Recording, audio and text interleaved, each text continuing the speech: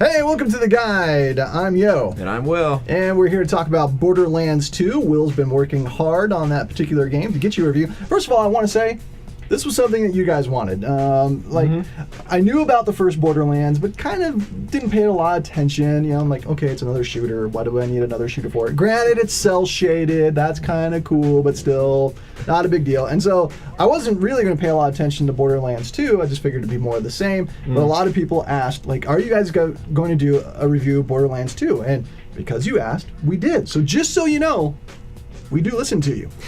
And here's the review for Borderlands 2. Well, yeah, I'm with you because I never played the first Borderlands, and I didn't realize how much of a cult game it had developed so quickly, because it came out in 2009, the first one, and the second one really improved on the first. If you had a flaw, an issue with the first one, then it's probably solved through the second one. A major way they did that was just story development.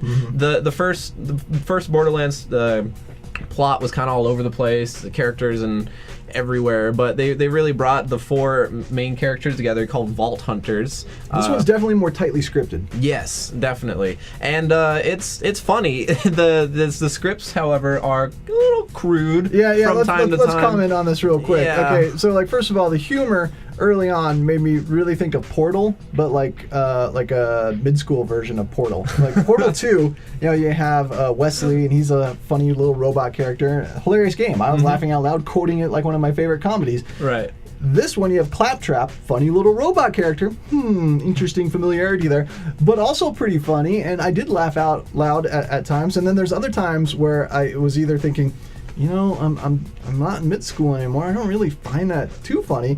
Or I was saying, that's just wrong.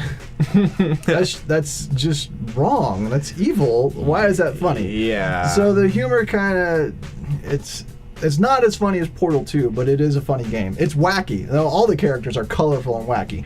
Colorful by lots of blood flying around. Well, there's that too. There's that color around too. It's definitely the mature rated game. Well, keep that in mind. I mean, the setting of Pandora makes Arkham City look like Club Med, and some of the characters in this game make the Joker look well adjusted. Like just some of the random things, like the psychos would say, made my skin crawl. I'm like, wow. Who is depraved enough to come up with that kind of thinking and put it into so? Yeah, it's kind of an intense. I mean, it's a weird balance because at times it's just kind of light, fun, and wacky, and other times it just delves into like really dark, depraved stuff. And it's totally. Bleh. So just so you know, it's a little just what you're getting into. It's blah. You mentioned the Pandora, the place, the level settings, and I think it's cool. It's like if you pictured an alien world that was conquered by humans and kind of.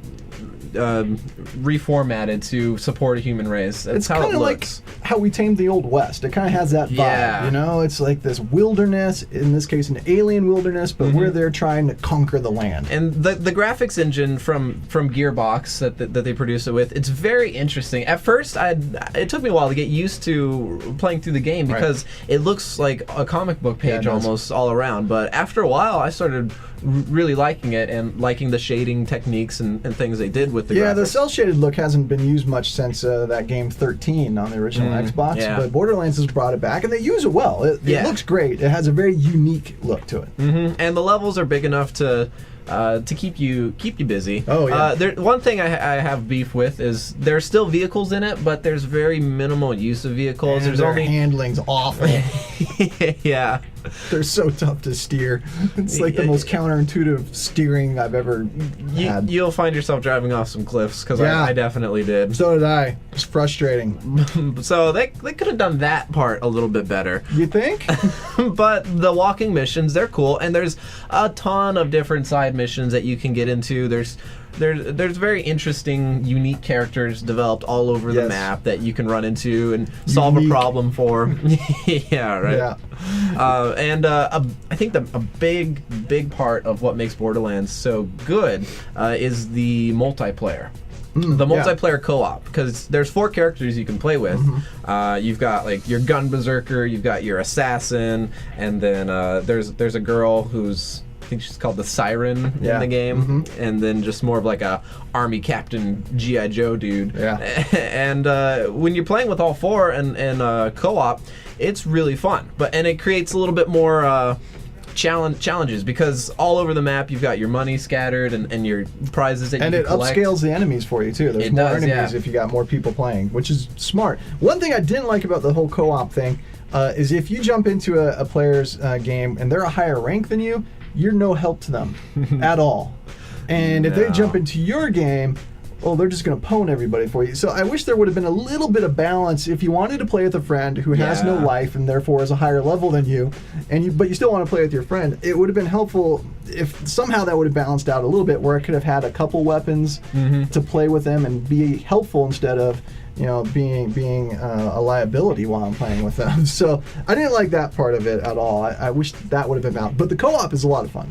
So overall, what would you give Borderlands 2? I'd say overall is if you're looking for a good first-person shooter that's going to keep you busy for a few hours, More then than a few days. I would have to give it a. I'm right on the fence. I'm thinking 6 out of Okay. 7. Yeah, I not on the fence. I'd say 5 out of 7, mainly because some of the content is so dark and deranged, quite frankly. And the vehicles are awful. Come on. Why'd you put those in there, to torture me? So I mean, honestly, it's a bunch of minor issues for me, but they all kind of come together. And 5 out of 7. I mean, it's enjoyable. Content-wise, you need to be pretty wary of it because it's pretty deranged, and it's not just the violence; it's just the darkness and the depravity of some of the characters. But it is a well-made first-person shooter. I get it. I understand why so many people love this game. I love the RPG elements of it and how that's worked in. That's great. I had a fantastic time. I love the variety of weapons. Holy cow, there's so many to choose from. Yeah. So many different ways to use them. Yeah. Different types of ammo and stuff. And I think all around how this game is created, it's going to remain a very niche market game. I think so. I think you're right. It's not going to have that broader appeal that a shooter game like Right. Call of Duty might Right. to everyone, because, I mean, from the elements that you described, you have to be able to handle a certain amount of Right. You got to be in the right mindset. content. And that's not a mindset I want to get into. Quite frankly. But yeah, definitely, but it's a well-deserved niche. I mean, Yeah. I get it. I understand it. And yeah, it has its fun moments, and then it has those moments where I'm kind of squirming in my seat going, I don't want to play anymore. So yeah, you can read our full review of Borderlands 2, and yes, we do have some spiritual insight into the game. Believe it or not, we pulled out some biblical truth even from this game. You can read all about that at our website, gameandmovieguide.com. And of course, keep up with us on social media. Yeah, if you're on Facebook, find us at facebook.com/Game and Movie Guide, and look for us on Google Plus and Twitter as well.